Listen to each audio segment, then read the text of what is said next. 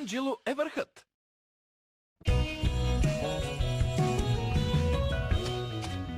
Както вече казах, деца, няма да пиша оценки на този тест и той няма да се отрази на успеха ви, но искам да го приемете насериозно.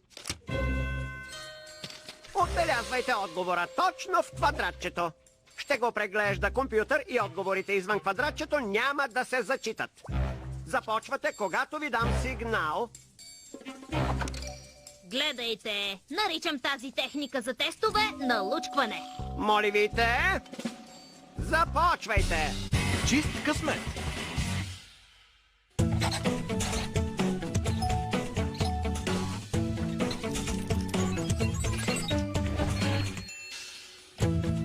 И готов съм.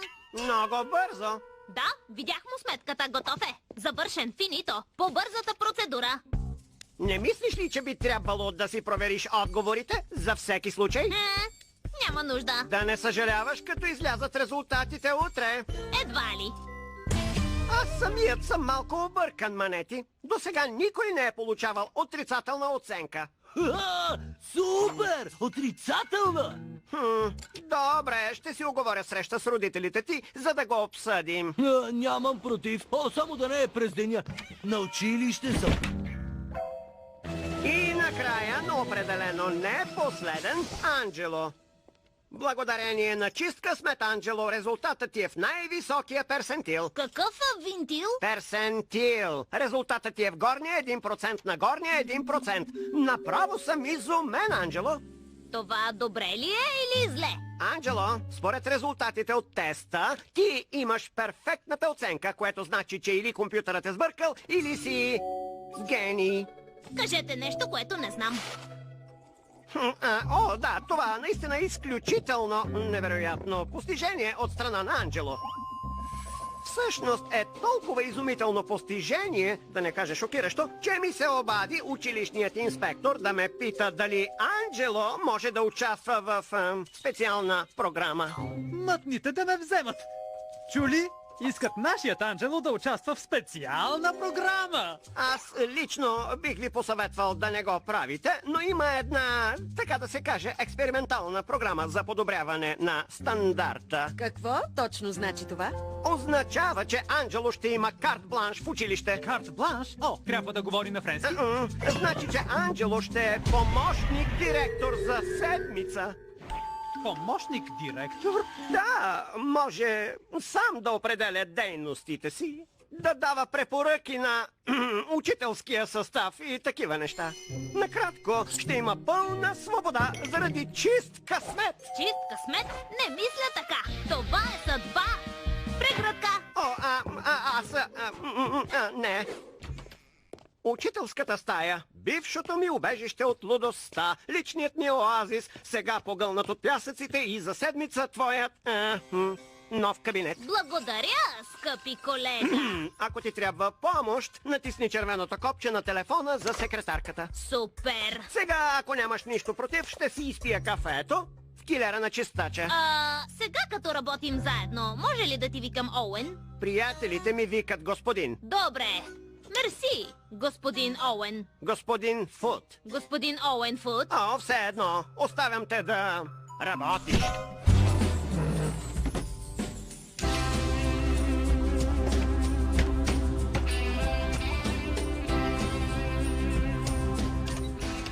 Да, господин помощник директор. Да. Би ли ми казала къде е учителската тоалетна? Отляво, сър. Ясно. Благодаря. Няма защо, сър.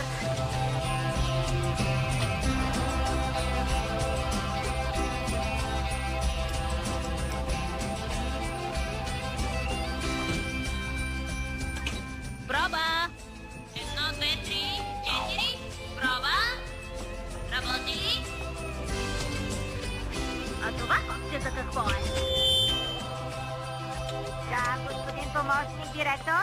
Джани, днес ще бъдем трима за обяд в кабинета ми. Добре, сър. Благодаря ти. Не знам как го направи Анджело, но няма никакво съмнение, че си истински гений. Да, знам. Знам! Получи толкова власт с една шестица на теста. Всъщност, властта не ме интересува. Интересува ме злоупотребата с власт.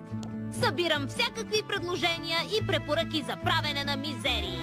Дай ваканция! Няма тръпка. Какво ще кажете? Да оценим способностите на всеки един ученик и след това да определим образователните му нужди. Мисля, че бордът е съгласен. Не, нито дума. Или ще трябва да ти удължа наказанието. Не питай мен, Манети. Знам само, че вече имаш задължителни часове по балет. Само ти. И плие. Първа позиция. И 1, и 2, и 3, и 4. Що за глупости са това? Аз не измислям правилата, мистер Фуд, само ги следвам. Ето тук пише Амиго, че отутре обядът ще трае 2 часа без следобедната дрямка. Пълен абсурд! А с новите 3 учебни часа на ден знам кога ще си я взема.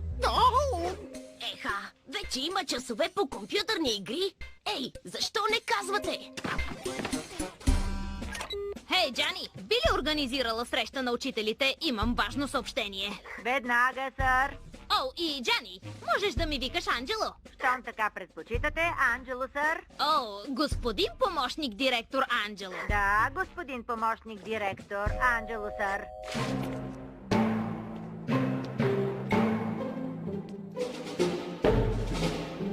Йо, братле, искам да ти благодаря, че ме повиши в учител.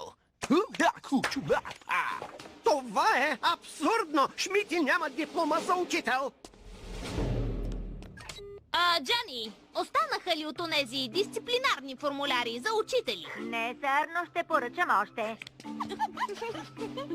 Далеч съм от мисълта да оспорвам решението на училищния инспектор да те направи помощник директор, Анджело. О, господин помощник директор Анджело. Все едно, но сигурно осъзнаваш. Искам да ви съобщя, колеги, че след оценката на вашата компетентност ще има някои промени. О, този малък тиранин, пълен хаос, не разбира нищо от математика. Нека да ти напомня, че този малък тиранин временно ни е шеф.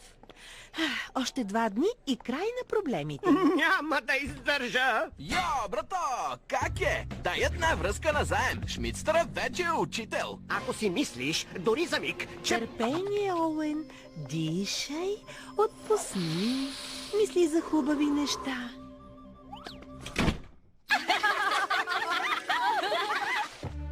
Пръстите в шпиц, Манети. Пръстите ти трябва винаги да са в шпиц. Така, кой ще ми каже, къде е най-добре да сложим кръгчето, деца? Къде? Слушайте новия даскал. Служете си слушалките и ще започнем нашето пътешествие в историята на рок-н-рола!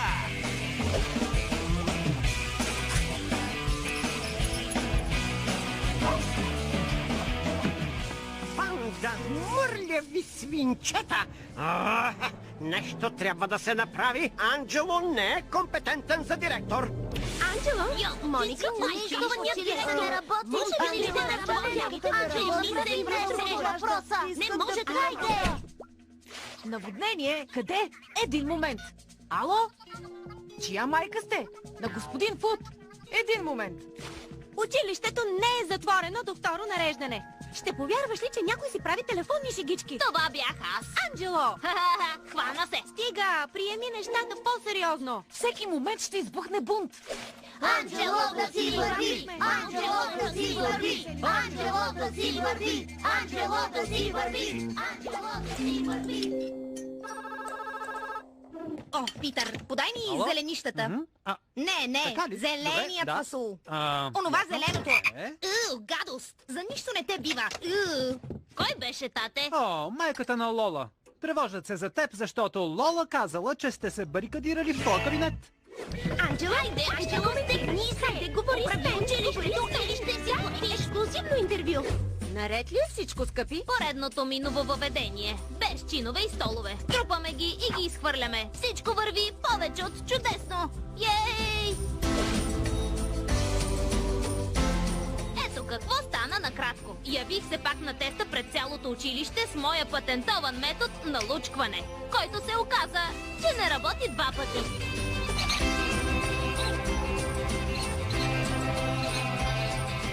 Ще ви спестя жестоките подробности. Достатъчно е да кажа, че всичко се нормализира, след като училищният инспектор официално ме уволни и каза, че съжалява, че ме е назначил.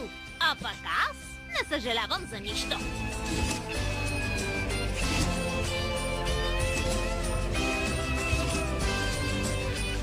Всъщност, добрата новина е, че на учителите се гледа с ново уважение. Заради кого? Ще ви подскажа. Има 1 око, 2 палеца и е абсолютен връх.